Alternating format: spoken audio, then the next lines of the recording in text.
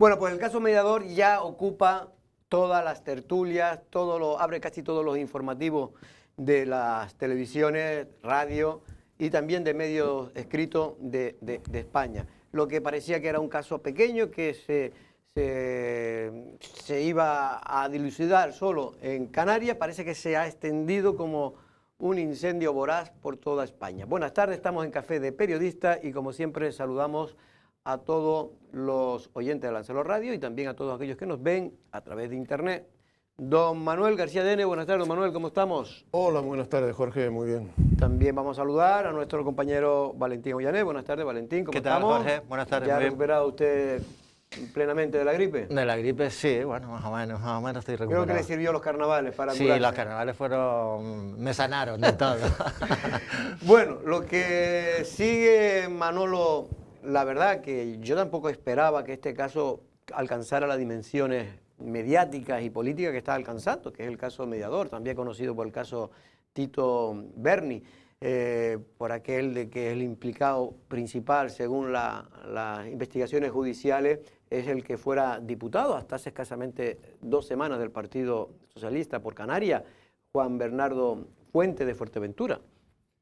Sí, efectivamente, cuando tuvimos las primeras noticias de este caso parecía que era un caso radicado exclusivamente en Canarias, más vinculado a las zonas rurales, tenía que ver con subvenciones y con formas de extorsionar para quitar multas del sector, y se ha ido abriendo de tal manera que ya no sabemos hasta dónde puede llegar. Aquellos que entienden o que tienen una mayor aproximación al hecho real de estas circunstancias apuntan a que solamente estamos en la punta del iceberg y que van a seguir saliendo cosas, porque hasta ahora todo esto está solo alrededor de una de las piezas que se está investigando en el juzgado número 4 de Santa Cruz de Tenerife. Realmente ya no está solo en Fuerteventura, ya ha habido ramificaciones a distintas islas, incluso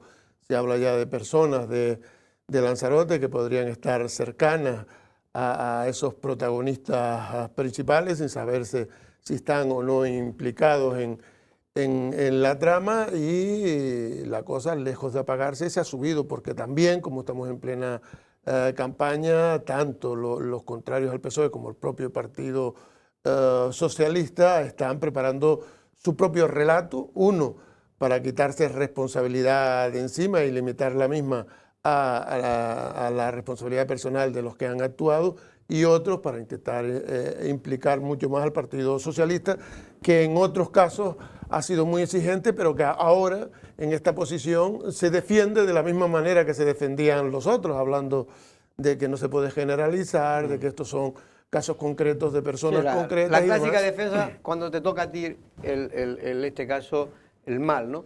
Valentín, lo que sí es verdad es que en el PSOE hay preocupación, no solo en el PSOE de Canarias, que es evidente que ya la había, pero es que ahora se ha trasladado también al PSOE a nivel de España, porque esto puede afectar al gobierno central, al pacto que tiene el señor Sánchez, y sobre todo porque algunos consideran que esto es como una especie de ruleta rusa, que no se sabe, ni el propio gobierno, ni el propio Pedro Sánchez sabe el alcance que puede tener o no. Ellos creen que no, que ya está limitado a estos 2 personajes de Fuerteventura y punto, y algunos empresarios ahí que se vieron extorsionados y que participaron en el juego. Pero parece que no es así. Es que efectivamente yo quiero recordar, porque este caso se inicia de una forma absolutamente circunstancial, porque este caso se inicia con una denuncia del director general de deportes del Cabildo de Tenerife al señor Navarro Tacoronte, porque dice que le había sacado dinero de su tarjeta de crédito. Entonces el señor Navarro Tacoronte pone como prueba su móvil de unas conversaciones en las que efectivamente se ve que el propio director general de deportes autorizó esos cargos. Entonces eso queda en nada. Pero a partir de ahí el abogado deja en manos los 2 móviles de la jueza, y a partir de ahí pues salen todas las conversaciones que han salido y que forman parte del sumario, y que todavía no sabemos muchas de las cosas que están saliendo. Y Unos efectivamente móviles hoy, que no querían entregar. que no porque querían De entregar. hecho, no querían entregar porque el abogado le dijo, mire, no puedo entregarlo porque aquí tiene cuestión de Estado. Sí, que puede tiene afectar al gobierno. información muy Muy confidencial, sensible. muy sensible del gobierno de Canarias. Bueno, a partir de ahí. Y hoy, por ejemplo, Cuca Gamarra, que es la portavoz del Partido Popular en el Congreso, ya ha pedido la creación de una comisión de investigación y creo que incluso socios del propio Partido Socialista del señor Sánchez en el Consejo o sea, en el Gobierno van a apoyar esa comisión de investigación, con lo cual va a salir adelante la comisión de investigación. Porque la realidad también es que hay 15 diputados que ahora están en el ojo, digamos, en este caso del Partido Socialista, para que den un paso al frente, porque están, de alguna manera, fueron a comer con el mediador y con Juan Bernardo en un restaurante, bueno, no un restaurante muy exclusivo, pero sí un restaurante de cierto nivel de Madrid, entre la calle Serrano y creo que, no me acuerdo ahora qué otra calle. Gran Vía. Rancés, dice, el Rancés, está en la puerta de Alcalá, frente a la puerta de Alcalá. Sí, efectivamente. Y bueno, lo cierto es que fueron a comer 15 personas, 15 diputados, en plena pandemia, y esto también está creando, el temor de que alguno de ellos pueda haberse salpicado. Hombre, esa es una posibilidad. Es verdad que el hecho de que un compañero del Congreso de los Diputados te invite a cenar con otra gente no tiene por qué ser un delito ni ir mucho más menos, allá. Pero mucho también es menos. verdad que precisamente porque se produce ese encuentro son también personas susceptibles de ser investigadas, Claro. porque evidentemente hay que ver si realmente se limitó a ese primer encuentro de una forma inocua o realmente fue la iniciación de estos o de alguno de ellos en esta trama.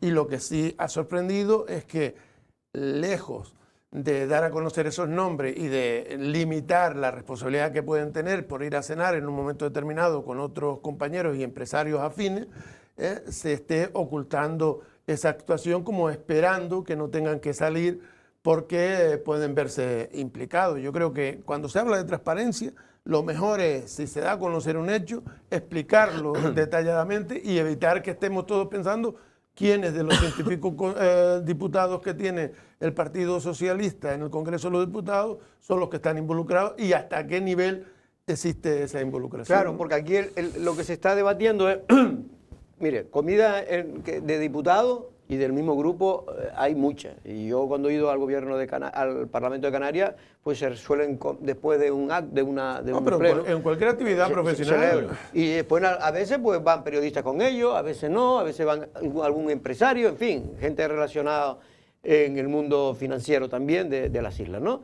Y eso no ocurre nada porque son conversaciones puramente de pasar un rato con las personas. Pero eso se da a todos los niveles, porque aquí mismo mañana cogen a cualquier alcalde o cualquier concejal por ser un corrupto y muy posiblemente nosotros mismos hemos comido claro, con esa persona sin tener nada que ver con esa trama. Como buen periodista hay que comer con los poderes, pero sobre todo para enterarse de cosas. Pero bueno, pero de cosas que no suelen contar, me refiero normalmente a la opinión pública, y para eso están los periodistas, para poder contarlo. Pero lo que me refiero en este caso, Manolo, es que los propios varones del Partido Socialista, Valentín, son los que se están jugando ahora los garbanzos, porque vienen las elecciones en 3 meses escasamente, en 88 días, si no me equivoco, son las elecciones del 28 de mayo, autonómicas, locales e insulares. Sí, hombre, lo que es evidente es que ante la próxima cita electoral el Partido Socialista se ha puesto muy nervioso. Inicialmente pensábamos que el ámbito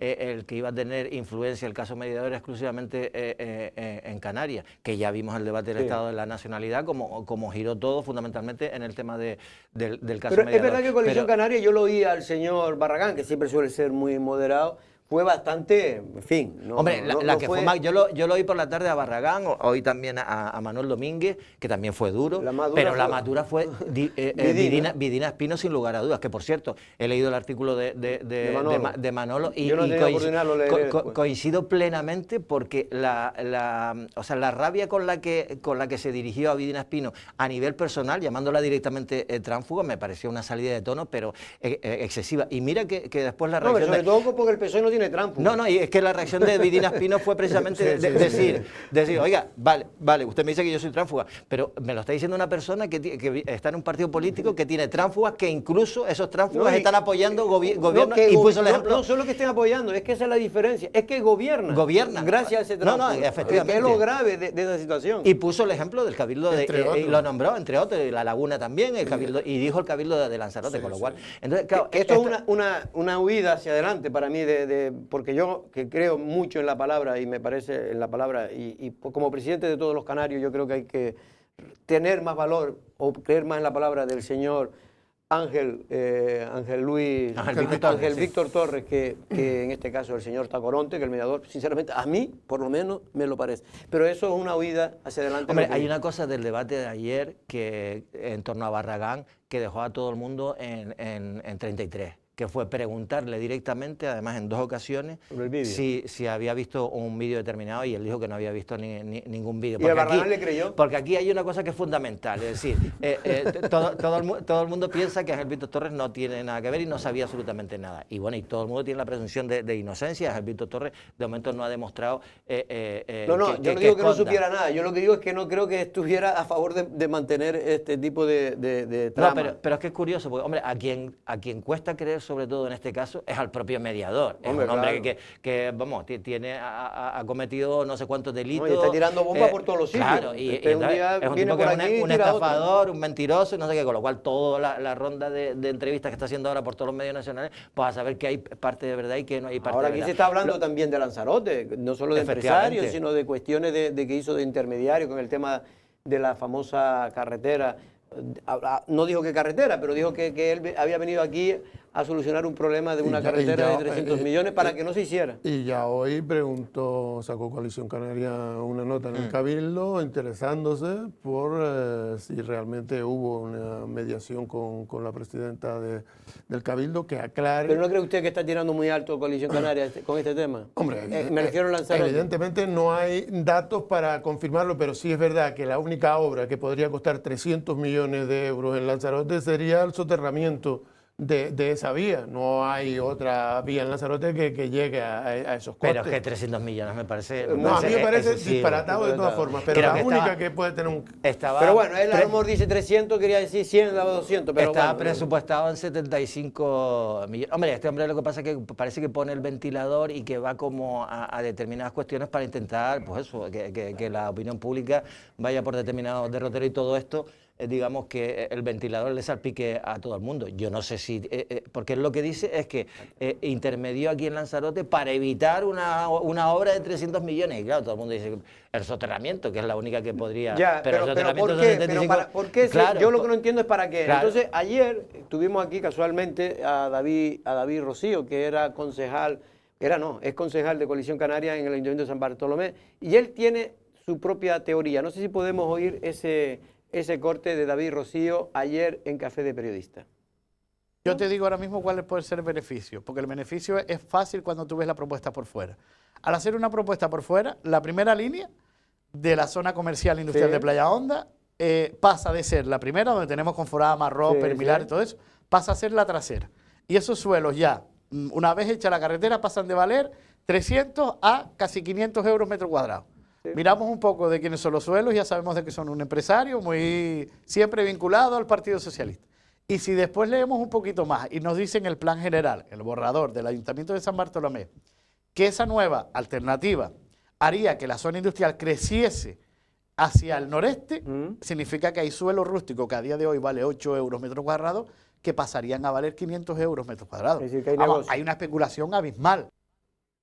En fin, lo que quiere, para que todo el mundo lo entienda, lo que quiere insinuar el señor David Rocío es que el hacer la carretera alternativa al soterramiento podía beneficiar a una serie de propietarios que tengan los terrenos y que pasen por esa zona, no solo por el tema de la expropiación, que son suelos rústicos, sino porque algunos de ellos se podrían revalorizar en Hombre, lo que sí, vamos a ver, si se hace esa carretera, la LZ5 que llaman, esa autovía, al norte de lo que es la zona industrial, está claro que va a ser la línea divisoria entre lo urbano y lo rural.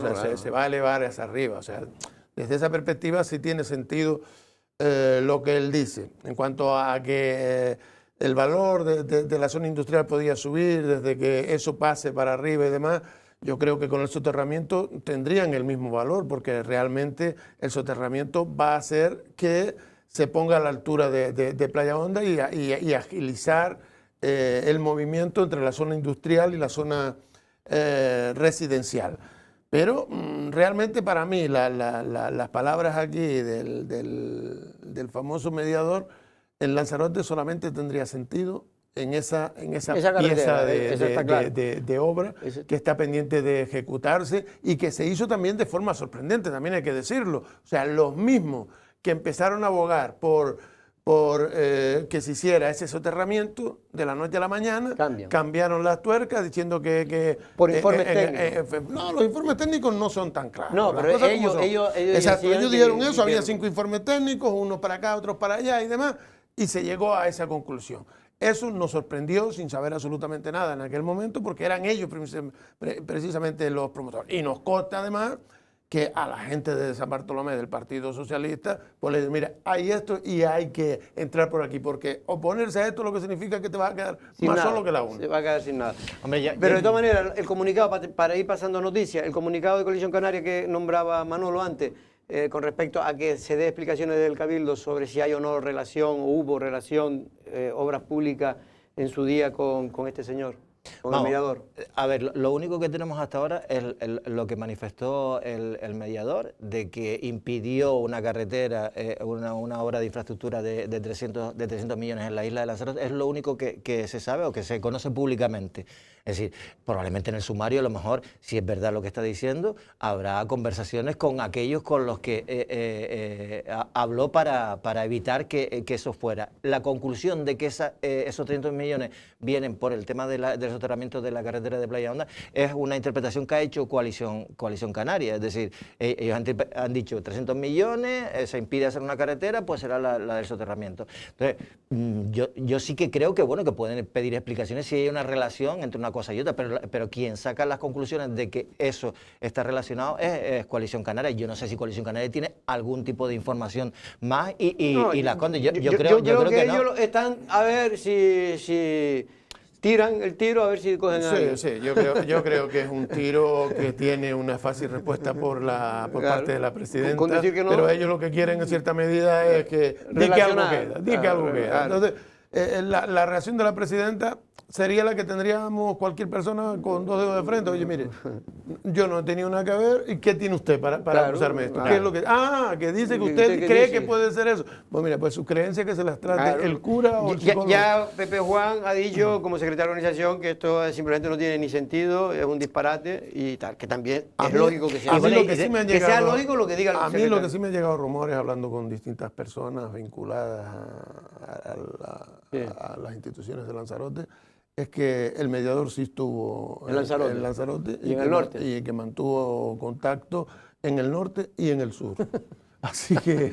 A mí me dieron en el norte, pero bueno. Hombre, de todas maneras, con temas de ganadería. De todas maneras, Lanzarote solo ha salido en este caso mediador, ahora por el tema del empresario que está relacionado con Francisco Espinosa, que es el general de la Guardia Civil, y por unas obras supuestamente que se han hecho en las casas cuarteles, no solo de Canarias, sino en otros lados. Es la única relación que ahora mismo ha habido de Lanzarote en el caso mediador. No ha habido ningún contacto, no ha salido ningún cargo público, no ha habido ninguna reunión, y que el mediador esté aquí, pues...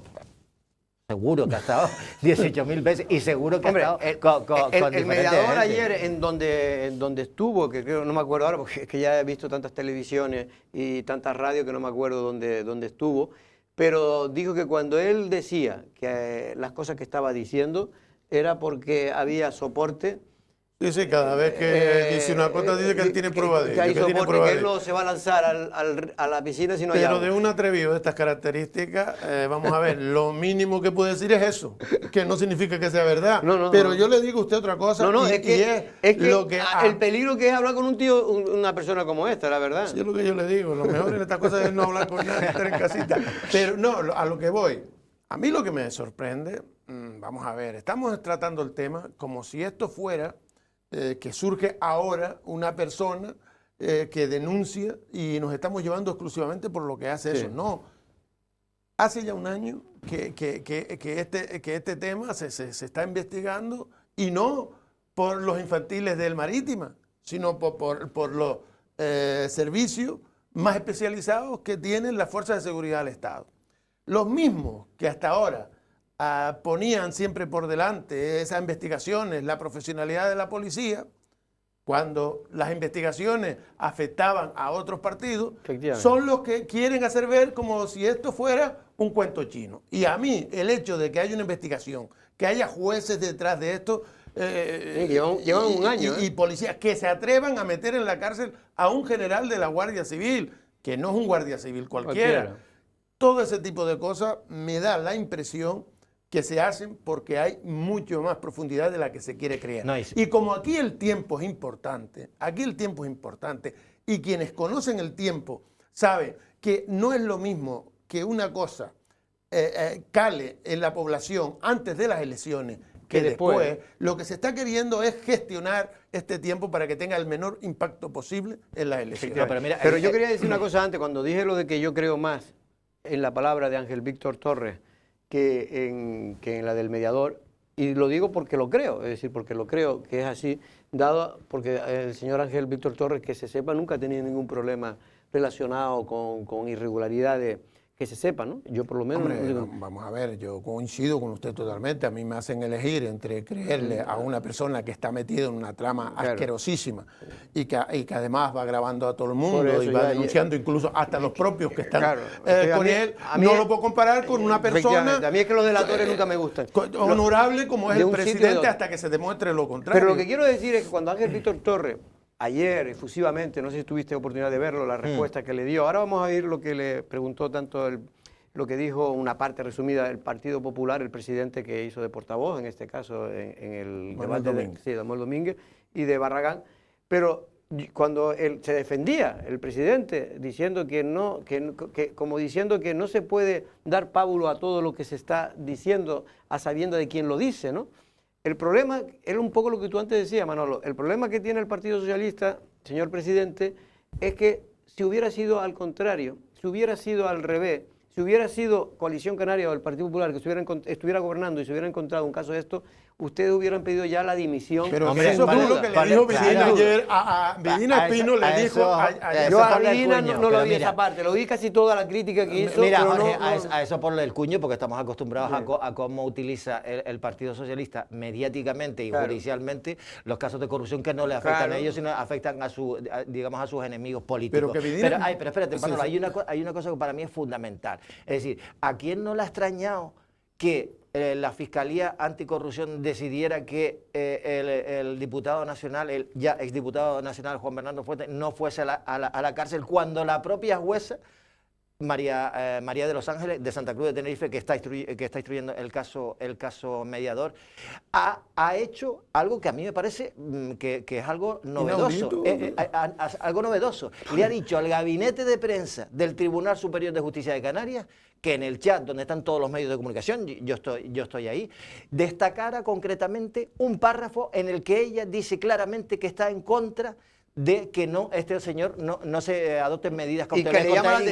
Y que le llama la atención, sobre todo, que no ya porque se pueda huir o lo que sea, sino por la destrucción de pruebas. Y ella es la que se dirige al gabinete de prensa para decir, quiero que esto quede constancia. ¿Y por qué la Fiscalía Anticorrupción decide que no hay que tomar ningún tipo de medida cautelar? Pues ¿y por qué se toma esa preocupación un fiscal que ante otro cualquier caso no le cuesta nada, lo hubiese mandado a la cárcel en 3 meses, 2 meses, un mes, lo que fue? Mira Lanzarote lo que ocurrió, ¿no? En el caso Unión. Eso está claro. Gente que metieron que después la vergüenza que tuvieron que sacar porque ni siquiera después quedaron imputados. Es más, he visto una entrevista, o al menos unas declaraciones que le ha hecho la televisión autonómica a Juan Bernardo Fuentes en su casa en Fuerteventura, y él dice que es inocente de todo, que él no ha tenido ninguna mordida, que él no ha intervenido, que no es la cabeza visible de ninguna organización, que él, hombre, pide perdón a su familia por algunas cosas. El tema de la foto con la prostitución, dice que el hombre estaba durmiendo tranquilamente en su habitación y que fue el mediador. El mediador el que le llevó allí una... No, le llamó, dice, Chayo, que tenemos aquí una habitación, que te voy a presentar a una amiga y tal. Y entonces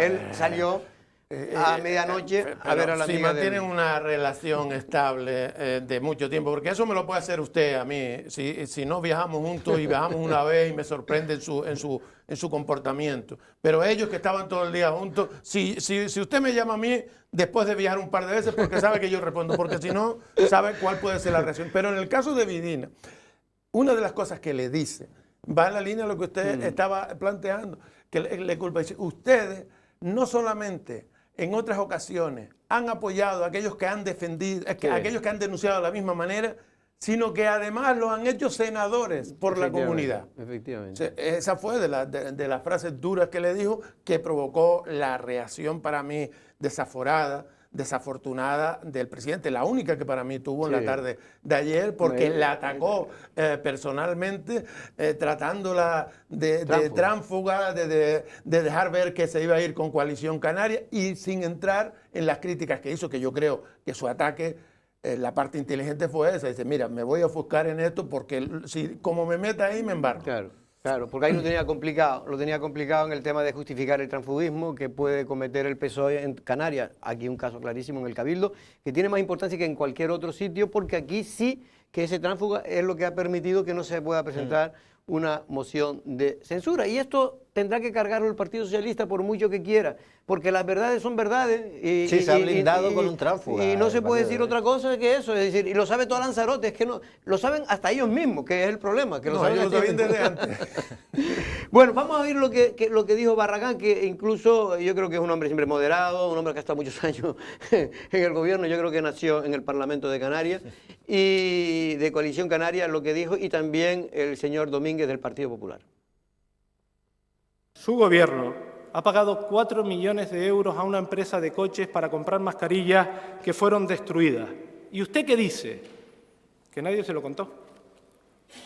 Nuestros hospitales almacenan 3 millones de unidades de material sanitario inservible.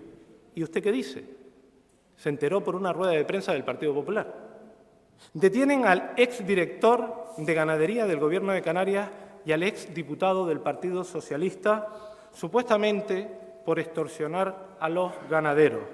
Dicen que supuestamente ese dinero lo destinaban a mariscadas, a prostíbulos, a drogas, y usted dice que le pilla por sorpresa. Normal, señor Torres. Ahora entiendo cómo usted nos dibujaba una Canarias digna del País de las Maravillas, pero es que no se entera de lo que sucede en su entorno. ¿Cómo se va a enterar de lo que sucede en Canarias? Si algo sale mal, y le han salido muchas cosas mal, y en algunos casos hasta peor, como en el caso de Mascarilla o el más reciente vinculado a los excesos de personas vinculadas al PSOE, ya es una cháchara que después de 4 años, viéndolo actuar, ya muy poquitos le van a comprar. Y seguro que pese a las graves acusaciones sobre creación de banda criminal, dirá que otros están abusando de esa calificativo. Señorías, yo espero que la justicia actúe. Le decía que era el primero que tenía que dar responsabilidades, y no lo hemos visto en esta ni en ninguna otra crisis, y lo han tenido que sacar en más de una ocasión.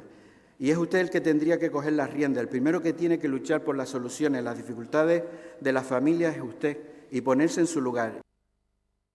Bueno, pues esta era ayer, sin duda, el debate de la nacionalidad, más allá que es siempre una liturgia, que ya los que hemos estado, pues siempre más o menos siempre es lo mismo. La oposición hace una crítica siempre muy dura a la tarea de gobierno, en este caso era el fin de legislatura, 4 años, y el gobierno, y pero sobre todo los partidos que lo apoyan, pero el presidente del gobierno pues hizo una loa de la labor en unos momentos muy difíciles, casi se puso como mártir de que has podido sacar Canarias y que está mejor que cuando entró, a pesar de una pandemia, a pesar del volcán. Es que la verdad que al presidente del gobierno es que ya solo le faltaba el caso mediador, que le había pasado todas las cosas. Y le pasó, solamente le faltaba un caso de corrupción y ahí lo tiene. No tuvo el Mascarilla, que a ver cómo termina, pero bueno, esto como se ha diluido porque se ha ido para Europa y eso ahí no se sabrá hasta dentro de 3 o 4 años. Claro, ese electoralmente no le preocupa porque tampoco se profundizó excesivamente quitando las investigaciones de que Canarias hizo 7. Canarias 7. Y cuando estaba tomando carrerilla fue cuando lo cogió ya la Fiscalía de la Unión Europea y pierde esa proximidad de los medios, con lo que va a estar ahí pendiente fuera de las elecciones. Yo creo que que el debate del estado de la nacionalidad evidentemente es una confrontación de desencuentro. O sea, por una parte está quienes ven la botella media vacía y se recrean en eso, y quienes la ven media llena y no son capaces, al igual que el agua y el aceite, de mezclarse, de entrar realmente en esa confrontación, en esa parte de la botella que defiende el uno o el otro, sino que se quedan aislados, cada uno utiliza sus datos, le vuelve a contestar y viene otra vez con lo mismo. No hay la persona neófita que siga un debate por primera vez, queda completamente desilusionado. Aquellos que lo solemos seguir casi por entretenimiento o por obligación, evidentemente ya sabemos lo que hay y nos quedamos con los datos, que tienen que ser verídicos en ambas partes, porque si es llamativo. A mí me llamó mucho la atención uno de los datos empleados por Manuel Domínguez, que hay cerca de 500 personas viviendo en los hospitales de Canarias porque no hay residencia. Y tenemos camas ocupadas que deberían estar para enfermos, ocupadas para personas que ya tienen el alta, pero como no somos capaces de darle una alternativa, porque no lo vas a poner tirado en la calle. Porque ¿qué pasa? Que ingresas a la persona, no se hace nadie responsable de él, nadie viene a buscarlo, no tiene a dónde ir. ¿Qué hace? Le da la patada. No lo puede, lo tienes que cuidar como sea. Hombre, a mí lo que me llamó la atención fue una cosa, es decir, hombre, el caso Mediador lo que ha servido es para que mucha gente se haga eco de lo que pasó en el debate, pero después en el debate de la nacionalidad no se abordó fundamentalmente los temas importantes, ¿no? Porque hay una cosa, es decir, el presidente del gobierno de lo que tira es que efectivamente reconoce que, por ejemplo, Canarias se encuentra en una situación de que muchos de los canarios están en una fase de exclusión total, y que estamos a la cabeza en pobreza severa de todo el país, y eso lo reconoce. Pero dice, no, pero lo que hay que mirar es de dónde veníamos, o sea, que hemos trabajado para que esto mejore, pero sigue siendo malo. Igual pasa con la sanidad, es decir, no, pero hemos mejorado porque de dónde veníamos, sí, pero dónde veníamos y cómo estamos, seguimos a la cola, tanto en sanidad, en dependencia, como en pobreza. Entonces no vale, digamos, que pongas en el haber que es que han mejorado un poco, ¿no? Es que tenías que, sobre todo porque además vale que la pandemia ha sufrido todo, el volcán, etcétera, etcétera, caso mascarilla, todo lo que tú quieras, pero después también, por otro lado, ha habido muchísimo dinero que ha venido para Canarias en este tiempo. No se ha utilizado, nunca ha habido tanto dinero como lo ha habido ahora. Dinero público que algún día habrá que pagarlo, pero en cualquier caso, y otro también que vino de manera prácticamente gratuita, porque el gobierno, la Unión Europea dio ayuda precisamente para que pudiera afrontar las administraciones públicas lo que le caía encima, ¿no? Con la pandemia. Pero eso está pasando en toda España. En toda España y Europa. Ha recibido una enorme cantidad de dinero, que eso hay que devolverlo. Claro.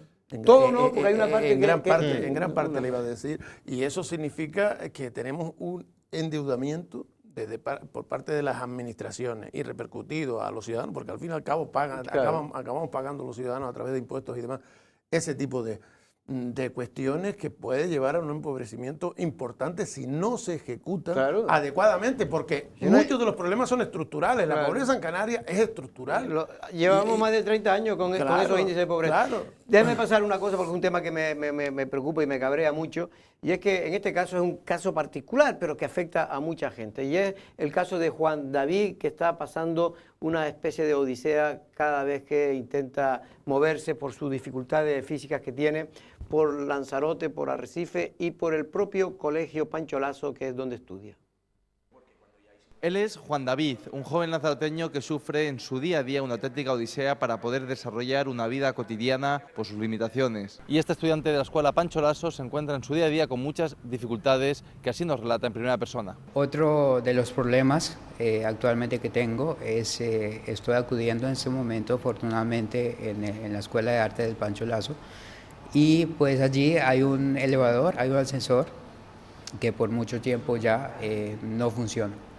Y por lo tanto a veces tengo que acudir a clases arriba en el segundo piso, pero pues no se puede porque simplemente no hay acceso para ello, ¿no? Pero además de la falta de ascensor, también las obras impiden el desarrollo de la actividad en este centro educativo, sobre todo a personas con problemas de movilidad. Hay obras, ya por mucho tiempo las comenzaron, las empezaron, pero hay muchos escombros, por lo tanto estorba el paso. A mí me ha estorbado varias veces, inclusivemente se me cayó encima en el recreo una, ¿cómo se dice? Una malla, una reja, sí. Se me cayó una malla encima por el viento, porque pues estaba mal colocada. Pero no es algo exclusivo de la escuela Pancho Laso. Muchas de las calles de Arrecife están mal asfaltadas y además, en algunas ocasiones, los bordillos son difíciles de sortear para una silla de ruedas. Y otra de las acciones cotidianas que realizamos todos en el día a día se puede convertir en una odisea. Como verán, pues por ejemplo en este punto, cerca del centro, la acera se encuentra en muy mal estado y además todos los bordillos de la zona tienen una altura demasiado alta como para poder acondicionarse a una persona que en este caso se tiene que desplazar en silla de ruedas. Estoy yendo en estos momentos a una asociación que se llama la NEM, el trato es muy bueno, la verdad, no hay por qué quejarse. El único problema es que cuando salgo de allí tengo que ir directamente al Pancho Laso. Por lo tanto, hay muchos baches, hay muchos huecos en las carreteras, las aceras están muy altas. Claro, hay cruce de peatón, pero al final de ese cruce de peatón la acera está muy alta. Entonces, ¿cómo pretendes tú que una silla de ruedas cruce por ahí? Y también un simple gesto como subirse a una guagua puede conllevar grandes complicaciones, ya que no todas están adaptadas. El problema que tengo ahora, y creo que nos afecta a todos en general, es el funcionamiento de las rampas de las guaguas. No funcionan adecuadamente, entonces, claro, a mí, por ejemplo, que tengo que ir a estudiar básicamente todos los días, me tengo que esperar 2, 3 guaguas y eso es equivalente a 1 hora y media, casi 2 horas. Comenta que tiene que esperar varias guaguas hasta que tiene la suerte de dar con una en la que la rampa funcione correctamente. Bueno, pues la verdad que uno, el día a día, la gente que no tenemos este tipo de problemas, pues por suerte, pues no vemos, ¿no?, las dificultades y cómo se le complica la vida para muchas personas que sí tienen problemas de accesibilidad, ¿no? Y hay otra cosa, que hay una ley aprobada precisamente para facilitar las administraciones públicas, precisamente, aparte que obligan también ya a los privados, cualquier edificio nuevo y tal, exacto, pero que un edificio como el Pancho Laso lleve este problema arrastrándose del ascensor durante 2 años, me parece realmente... un edificio público que está limitando las posibilidades de movilidad y de acceso a la formación de una persona que tiene el mismo derecho que usted y que yo. Pero con ese tipo de cosas, ese tipo de cosas se repiten muchas veces en Lanzarote. La movilidad en general está muy restringida. La única solución es que usted pueda coger un coche e irse, o usted plenamente, y pueda ir saltando si se encuentra algún bache. Pero como usted tenga a una persona mayor que llevar en silla de ruedas, o esa misma persona desplazarse, entonces ¿cuándo se da cuenta usted de los problemas que hay? Hombre, lo que extraña es que ya hubo un caso parecido también en la escuela Pancho Laso. Sí, hace ya 2 años. Nos hicimos Es que ahí fue cuando se reclamó el ascensor. Claro, mucha gente va a creer que es el mismo persona, no, esta es otra. Entonces, claro, es decir, el ascensor cuando se reclamó en aquel momento, ¿por qué no se activó ya? Es decir, es que eso es lo que había un problema. Me parece más extraño, porque incluso si hay un problema con el ascensor, el que sea, oye, intentar habilitar, porque en aquel momento incluso se estuvo estudiando la posibilidad de que las clases se diesen, porque las clases estaban en la segunda planta, que las clases por lo menos pasasen a la primera planta, las clases quedaba a ese chico, igual pasaría con este caso, pero aún así mira las barreras arquitectónicas que hay ahí, o facilitarle por lo menos que en la primera planta pueda dar la clase hasta que a alguien se le ocurra, después de años, arreglar un ascensor, que es que clama al cielo, bueno, la verdad. Pues sí. Bueno, vamos a hablar ahora, y yo creo que es importante e interesante la entrevista, no se la pierda, tenemos un invitado especial.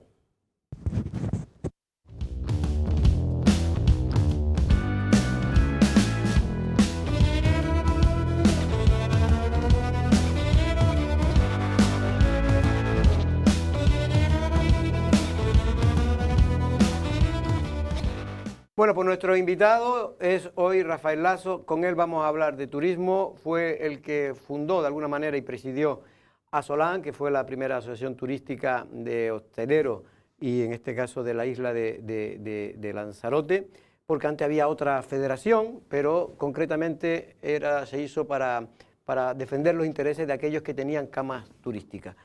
Don Rafael Laso, buenas tardes, ¿cómo estamos? Hola, muy buenas tardes, muy bien. Bueno, me imagino, don Rafael, que 30 años, que es lo que ha cumplido cuando usted presidió por primera vez a ASOLAN, pues ha pasado mucho tiempo, ¿no? Demasiado. Pero ha cambiado mucho la isla de eso, y de esos objetivos que usted fue uno de los promotores que creyó que era necesario crear esa asociación de camas hoteleras. Yo creo que la isla ha cambiado totalmente. O sea, la isla de hace 30 años con la de hoy es irreconocible. Para bien y para mal, las dos cosas, ¿no? Pero el cambio es brutal. Y el cambio es brutal, como bien dice, para bien y para mal. Todo crecimiento dice que trae a veces efectos no deseados. ¿Cuáles son para usted los efectos no deseados que a lo largo de esa trayectoria de 30 años, de ese crecimiento turístico y en general de la isla, se deberían o se han detectado y se deberían de corregir?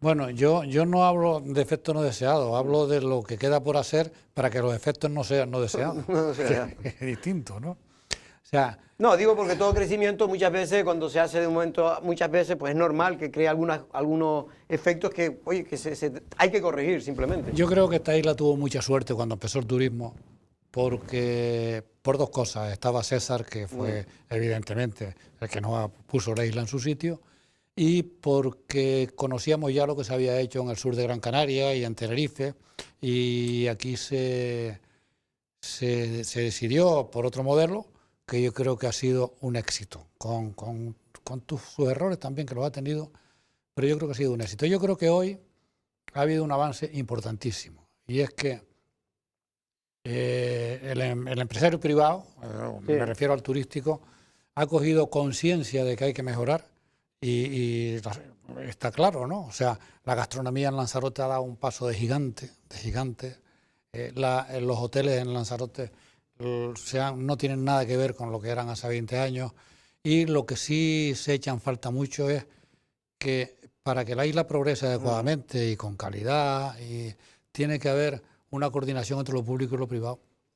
Manolo, Y lo cierto es que aquí hace demasiado tiempo no se hace una infraestructura decente para que la isla camine y se note bastante menos ese crecimiento. ahora abordaremos también, evidentemente, el tema de la infraestructura que faltan o necesita la isla de Lanzarote para desarrollarse adecuadamente. Yo creo que hay una pregunta que es obligada en el escenario que nos encontramos actualmente en Lanzarote, y es si usted entiende que la isla está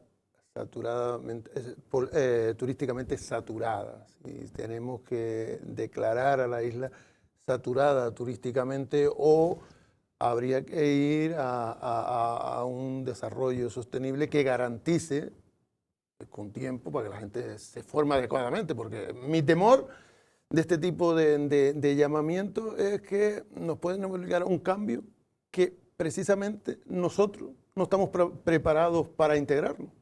Mira, el tema de la saturación, que parece que está muy de moda ahora, yo lo veo de la siguiente forma. O sea, si nosotros tuviéramos hoy el aeropuerto de los años 50, pues evidentemente la isla se hubiera saturado en los 60. No sé si me explico, ¿no? Si la carretera al aeropuerto fuera de un solo sentido, la isla se hubiera saturado hace 30 años. Es decir, la saturación depende de las condiciones que tenga la isla para asimilar el crecimiento. Si la isla tiene unas infraestructuras acordes para poder asimilar ese crecimiento, no hay saturación. O sea, yo creo que esta isla basta verla desde el aire para saber que no hay saturación. Hay unos polos turísticos concretos definidos, una zona, los pueblos muy pequeñitos y muy tal, y Espacio protegido. Espacio protegido, una barbaridad de territorio, que a mí me parece correcto, pero es la realidad, ¿no? Entonces, hablar de saturación, yo creo que tiene muchos matices. O sea, yo creo que en esta isla últimamente se está dando un fenómeno muy interesante, que es que hay un grupo de empresarios jóvenes de segunda generación que saben lo que quieren hacer, que están apostando a rabiar por la calidad y que están en ello. Lo que pasa es que yo no veo cómo eso se coordina con lo público, que es fundamental. O sea, si no van paralelo. No van paralelo para nada. Si no hay una coordinación entre lo público y lo privado, evidentemente la isla se va a saturar. Pero se va a saturar por falta de infraestructura. O sea, eso es claro. Ahora, si las infraestructuras van acorde con el crecimiento de la isla, no pasa nada. O sea, ahora, por ejemplo, AENA ha cerrado su presupuesto ya para el año 2026. Aquí no pasa nadie. Nadie ha reivindicado que el aeropuerto tiene que crecer un poco, que tiene que adaptarse y tal, y vamos a tener ese aeropuerto durante unos cuantos años más. Yo no oigo hablar a nadie de duplicar una cosa fundamental en estos momentos. Hablo de dos ejemplos concretos, ¿no? La carretera de Playa Blanca. Todo el mundo habla de no sé qué carretera van a hacer, tal, pero esa carretera que es fundamental, sobre todo con la apertura del nuevo muelle de Playa Blanca, es por donde va a entrar toda la mercancía a Lanzarote que viene de las otras islas. Tendría que estar ya el proyecto, tendría que estar... No hay nada. Y eso sí que es un problema para... Así se va a saturar la isla. No, yo ahora... No, Yo sí. creo, señor Alonso, que ha dicho un par de cosas muy interesantes. Mira, yo ayer venía de Las Palmas, en Canary Fly, y es la primera vez que me pasa, ¿eh? Vuelo perfecto, no sé cuánto. Pero y además en tiempo y hora. Cuando llegamos a Lanzarote nos dice el piloto, vamos a tener que esperar un poco porque hay saturación en el aeropuerto de Lanzarote porque hay muchos vuelos del norte de Europa, dijo. Lo digo, la primera vez que lo escucho de mí, entonces tuvimos que estar dando un par de vueltas antes de aterrizar. Y ha dicho una cosa que me parece... Y ayer no es de los días fuertes. Y ayer era martes, no era de los días fuertes. Y no tenía nada que ver ni con la huelga de Swissport ni nada. Y ha dicho una cosa interesante, es decir, el hecho de que efectivamente, y yo lo hemos dicho aquí varias veces, o sea, la iniciativa pública no va acorde con la mejora que ha hecho la iniciativa privada en turismo. Eso es evidente porque faltan infraestructuras. Ahí está claro, en los Pero planes de modernización. ¿eso de quién es culpa? ¿De la clase política o también del empresariado? Porque el empresariado da la sensación, cuando usted creó a Solán, estaba Solán, Aetur, por un lado la restauración, por otro lado las camas turísticas, ahora parece que están como más unidos, pero esa unión no se traslada de todas maneras en una presión a la hora de pedir esas infraestructuras. Sí. Tiene razón. O sea, es decir, lo que era antiguamente Azolán, por lo menos el tiempo que yo estuve ahí, que fueron muchos años, era sobre todo una asociación reivindicativa de cara a los políticos. Esto Manolo se lo sabe muy bien, además.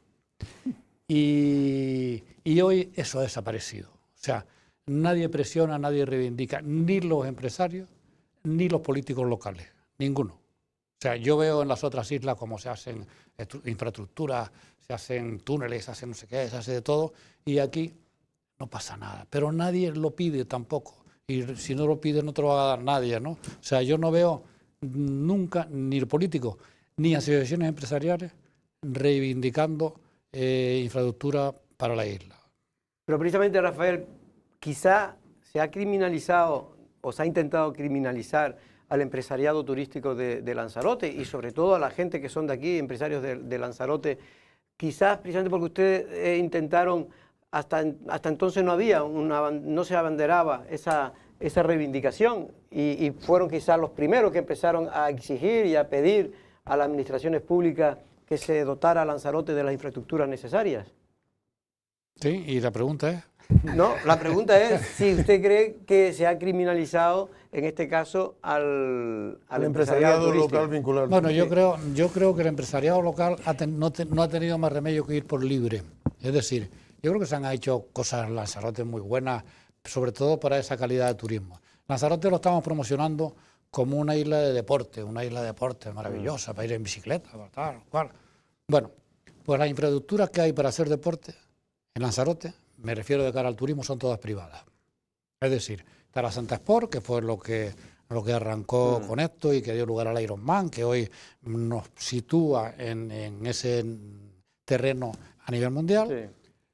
Está lo que estamos haciendo nosotros en Playa Blanca, que hemos logrado que esto sea el centro olímpico de invierno de todo el mundo, o sea, los olímpicos de todo el mundo, 35 países este año, 500 personas, están aquí durante 3 meses todo el invierno entrenándose y clasificándose incluso para las Olimpiadas, como ocurrió en Tokio, pero por parte pública yo lo que veo es unos ciclistas que tienen que ir con un cuidado tremendo para que no haya un accidente y algún intento de hacer algunos carriles de bici absolutamente ridículos, absolutamente ridículos. Entonces, esto es lo que yo quiero decir, o sea, oye, vamos a ver que lo público, porque aquí lo que hay son puertos deportivos de los privados, campos de golf de los privados, me refiero a infraestructura deportiva de primer nivel, pero por parte de lo público es que no hay ni un mal carril bici decente. Es que aquí lo hemos dicho en 1000 ocasiones, de que aquí se está vendiendo la isla como una isla de lujo para hacer ciclismo, y lo sería, porque eso lo he hablado yo con usted hace ya muchos años. Tenemos las condiciones naturales mejores, pero en cambio no tenemos ni siquiera... Hay un tema para el futuro de Lanzarote que yo creo que es muy importante. O sea, Vamos a ver. Nosotros tuvimos, como dije antes, la suerte de que la figura de César le debemos nosotros el concepto que Lanzarote tiene hoy, pero hay que seguir avanzando, ¿no? Y lo primero que nosotros tenemos que hacer es, se habla mucho de sostenibilidad, todo el mundo se le llena la boca, sostenibilidad. Yo creo que la sostenibilidad empieza por el empleo. Es decir, si yo tengo una isla donde hay un empleo sostenible, pues la gente va a ser más feliz y la gente puede hacer un proyecto de vida porque tiene un empleo sostenible, que no piensa qué va a pasar dentro de 3 meses o dentro de 6 meses. Para eso tenemos que ser competitivos. Si nosotros logramos ser muy competitivos, el empleo va a ser sostenible. Para ser competitivos, ¿quién es nuestra competencia? Nuestra competencia es el resto de las Islas Canarias. Vamos a tenerlo muy claro. Nuestra competencia ni es Baleares, que es en otra época, ni es Mediterráneo, es el resto de Canarias. ¿Qué tenemos que hacer para ser competitivos? Destacarnos del resto de Canarias. Eso es así. O sea, si nosotros logramos, y yo creo que se está en el camino, por lo menos de parte de lo privado, destacarnos del resto de las Islas Canarias, vamos a ser competitivos y vamos a ser un destino diferenciado del resto de las islas. Eso es lo que hay que lograr. Pero para eso, insisto, tiene que estar lo público en paralelo con lo privado. Si todos los esfuerzos que se hagan de parte del empresariado no tienen una respuesta en esas infraestructuras que son necesarias para que no se hable de saturación, porque la saturación no es otra cosa que una infraestructura que no están acordes con el crecimiento, no hay más. Entonces, no vamos a avanzar. Si lo público por fin se decide, y no hablo solo de este gobierno, sino de todos los anteriores, siempre ha sido así en Lanzarote. Si lo público no se decide a empujar y a dar para adelante y a reivindicar lo que a la isla corresponde en los sitios donde está el dinero, vamos mal. Pero por ahora... Yo creo que en cierta parte sí hay saturación en Lanzarote, pero es el resultado de un fracaso de la atención a la economía que estás explotando. O sea, evidentemente hay un crecimiento turístico que se ha querido afrontar con las mismas infraestructuras. Y ya no consiste exclusivamente en que crezcan esas infraestructuras, sino que hay que cambiar de modelo de atender esas exigencias. Por ejemplo, no tenemos un transporte público que garantice que los sueldos de los trabajadores sean competitivos, porque usted no puede ser competitivo en su empresa si su trabajador no puede tener un salario digno. Y el salario no depende solo de lo que recibe el trabajador, sino cómo gestione el gasto. Y si no tiene posibilidades de elección, está supeditado a tirar todo su dinero en el alquiler de una casa o en adquirir elementos muy básicos que impiden su desarrollo personal. Eso es una cosa. ¿Y cómo se consigue eso? Favoreciendo una movilidad más barata, favoreciendo que el turista no se vea obligado a coger un coche desde que llega a Lanzarote, porque eso no produce saturación, pero una saturación porque no se concibe la economía que se está explotando desde mi punto de vista. O sea, hay que adaptar la realidad de la isla a las nuevas demandas. ¿Cómo es posible que me llene usted, que me esté vendiendo que venga ciclista a Lanzarote y después me tiene en la carretera a mí asustado cuando voy en el coche y cuando voy en la bicicleta? Porque cuando voy en la bicicleta no tengo carriles y cuando voy en el coche me invaden gente en bici mi carril. Correcto. Eso es lo que está ocurriendo, eso es lo que estamos hablando, yo creo que estamos diciendo lo mismo. Pero a todos los niveles, a todos los niveles. Aquí hablamos de transporte, efectivamente así, hay que insularizar el taxi. No tiene ningún sentido que solo puedan cargar en el aeropuerto los taxis de San Bartolomé, no tiene porque así hay colas eternas, no puedes vender turismo premium y el señor vaya a coger un taxi y esté 1 hora en la cola, eso no puede ser.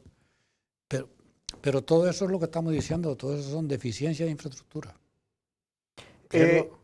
Sí, tú quieres decir algo, creo. Sí, no, yo quería preguntar que, hombre, volviendo al tema de lo público, lo que también es verdad es que hay una confrontación política en Lanzarote que yo no sé si, supongo que se vivirá en muchos otros sitios, pero yo la vivo aquí, ¿no? Una confrontación política que en los últimos años, de mi punto de vista, ha sido especialmente dura, ¿no? Me refiero a que el actual grupo de gobierno, por ejemplo, en el Cabildo, se ha pegado durante mucho tiempo de su gestión intentando echar tierra encima a todo lo que se venía haciendo de la etapa anterior. Yo lo veo así y hay ejemplos claros, ¿no? Y hay un ejemplo que a mí me parece que es de lo más llamativo, ¿no? Que es una idea que fue muy interesante y que se ha dejado vamos, caer en el olvido, que no, la administración no se interesa por ella y que se invirtió un dinero interesante en una cosa que me parece muy buena y resulta que ahí está, viven unas familias pero no se le ha sacado, digamos, toda la tajada turística que tiene, que es el museo de la Atlántida, ¿no? Entonces, yo no sé cómo usted ha visto, por ejemplo, todo lo que ha pasado con este proceso. No solo eso, es el Museo Atlántico, es el Castillo de San José, que tiene un lugar maravilloso. Yo creo que no se compra un cuadro ahí desde que se murió César. O sea, eso es una colección que es la misma que estaba hace 40 años, no ha variado nada, está muerto. Es lo que acaban de abrir aquí enfrente, que lo que han abierto es una cafetería, cuando ahí tiene que haber un centro de vela maravilloso, que Lanzarote ya está demostrado que tiene condiciones para atraer a muchísima gente del mundo a la vela, con lo cual se le daría a Recife también un giro importante. No hay ningún interés. Y en el tema... Es lo que parece, es lo que se traduce. De lo Pero, que... por ejemplo, el tema de que... ¿Cómo ve esto de que se haya sacado estatuas del Museo Submarino? A mí me parece una aberración, a mí me parece... no sé cómo calificarlo, pero no creo que en ningún otro sitio del mundo ocurra eso. O sea, y lo mismo que los caballos. Con los caballos del Apocalipsis que tenían... Del Apocalipsis. ¿Por qué? Porque los puso un político del signo contrario. Yo ahí no voy a entrar porque... Pero me parece un disparate. Hay otro de los problemas que un poco también antes lo nombraba Manolo, que es el tema de la vivienda. ¿Cómo se puede resolver? Porque aparte que cada vez que creamos un puesto de trabajo, ya Lanzarote sigue la misma proporción de parados, es decir, tiene que venir gente de fuera a trabajar. Y por lo tanto, ocupar sí. una vivienda. Sí, el tema de la vivienda es muy complicado. Vamos a ver, el precio de la construcción hoy hace que cualquier empresario se tenga que pensar 4 veces hacer viviendas para alquilar, porque los números no salen. Antes se hacía vivienda pública, bastante vivienda pública se hizo en Lanzarote en su día. O sea, todos los barrios de Argana son vivienda pública y algunos núcleos por ahí. Pero ¿cuántos años hace que no se hace vivienda pública en esta isla? Pues casi 30. 25 creo que el otro día oí el dato. Eso sigue siendo infraestructura, ¿sabes? Y eso es que al final vamos a pagar siempre lo mismo.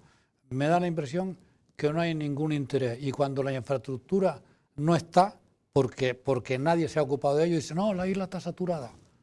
Y Rafael, tú eres partidario de lo que es algunos empresarios, con lo que yo he hablado de la construcción, de que más que vivienda pública, que habrá que hacer las que tengan que hacerse para la gente que no tiene ninguna posibilidad de tener ni siquiera pagar un alquiler mínimo, pero ¿no será también bueno para que no esté tan tensionado el mercado, que se deje y se promocione la vivienda privada de bajo coste?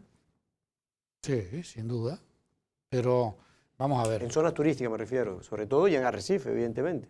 Sí, pero ocurre lo que te estoy diciendo, o sea, ¿tú crees que de verdad, si no tuviera una cierta rentabilidad la vivienda, los particulares no estarían haciendo viviendas de ese tipo? Claro que sí. Y hay un problema. Pero lo que tendrían que recibir para que puedan alquilarse baratas y se puedan vender baratas, tienen que ser, de alguna manera, tienen que tener algún tipo de ayuda. Yo creo que eso es un problema que se está dando en muchos lugares. En Baleares también. Y yo creo que tiene que ver también con la investigación de alternativas a los sistemas de construcción de vivienda. O sea, yo creo que hay que buscar materiales, hay que buscar una respuesta real al precio que puede pagar la gente, porque viviendas que no pueden pagar la gente no son viviendas, son sueños. Que está claro. Y hay otra cosa que a mí me interesa preguntarle. Por una parte tenemos ese déficit de vivienda y por otra parte tenemos un crecimiento importantísimo de las viviendas vacacionales. Hay quien criminaliza las viviendas vacacionales y quien cree que la única solución de mantenerse un lanzaroteño con cierta dignidad es poder tener una vivienda vacacional. Mucha gente en Lanzarote vive de tener una vivienda vacacional, no de tener un complejo, que eso ya es cosa de ustedes, de los empresarios, sino de tener una vivienda vacacional que yo pueda controlar y eso me da unos ingresos con los que yo pueda sostener. Y sobre todo aquellos autónomos, que Lanzarote tiene una importante proporción de trabajadores autónomos, autoempleados, para que nos entendamos, que ven una salida a su pensión y demás a través de ese tipo de soluciones. ¿Hay forma de conciliar esos dos intereses? No, yo es que la vivienda vacacional la veo muy bien. O sea, yo creo que es una oportunidad. O sea, y además, lo que se dijo al principio, la vivienda vacacional viene 7 años, por ahí, ¿no? Desde que nació. Y se decía, no, es que esto va a ser una competencia, que no pasa nada. O sea, hay clientela para todo y hay turismo para todo. Y a mí me parece correctísimo que el señor lanzaroteño, que tenga 2 apartamentos, 3, 4, porque los heredó, porque los ha hecho él, pueda disfrutar del turismo a través de la rentabilidad que le saque a su vivienda. Me parece correctísimo.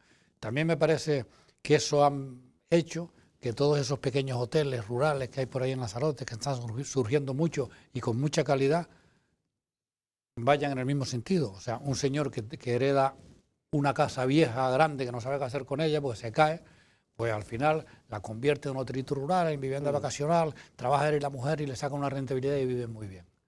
Yo soy y mantiene la casa.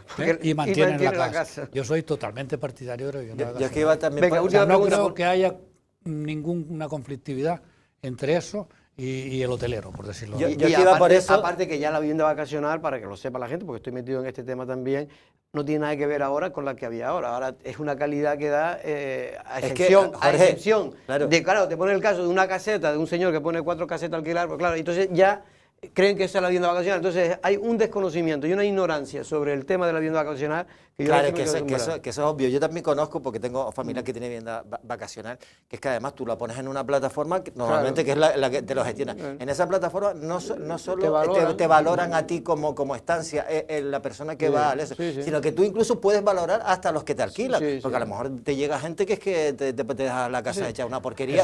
Y aparte que esto ya está en todo el mundo. Esto es lo que sí que tiene de preocupante el alquiler vacacional, desde mi punto de vista, por el otro día los datos que me daban eran que hay unas 5.000 viviendas vacacionales, o sea que son 20.000 plazas, porle a todo meter de turistas más para la isla. Para mí el problema es que, con toda la razón del mundo, yo sí tengo una casa para alquilar y le saco mayor rentabilidad poniéndola vacacional que ponerla a larga, o sea, cada mes, pues lógicamente me tiro por lo vacacional. El problema para mí es que eso lo que está quitando es viviendas de alquiler en el mercado para trabajadores, de funcionarios. Eso pero una vamos, también claro, se emplea pero de manera torticera. Porque yo lo entiendo perfectamente si yo soy el mercado que quiero mayor rentabilidad. Claro. Y otra cosa es que no ha pasado aquí todavía, pero sí está pasando en grandes ciudades, que a lo mejor la compran fondos buitres, eso que le llaman, que eso no ha llegado aquí. Estas son otras cuestiones ya. Aquí, mira, ¿sabes qué pasa? Eso se da donde hay, en Madrid, en Barcelona, que hay edificios muy grandes, tal, y entonces los compran para eso. Aquí en Lanzarote eso no se va a dar nunca porque los propietarios son pequeños propietarios que tienen una casa, 2 casas, que de herencia, lo que sea. Nos tenemos que ir, Rafael, simplemente para terminar. No sé, el tema de los centros turísticos, tú siempre te pronunciabas en aquella época, a veces de manera peligrosa, como decía yo, porque te ponían a caer de un burro. Pero ahora sabes que hay un debate precisamente del tema, por ejemplo, de la montaña del fuego, las colas que se producen, todavía a día de hoy, se producían ya en tu época y se siguen produciendo ahora, ¿eh? Es una cosa increíble que no se haya buscado una solución.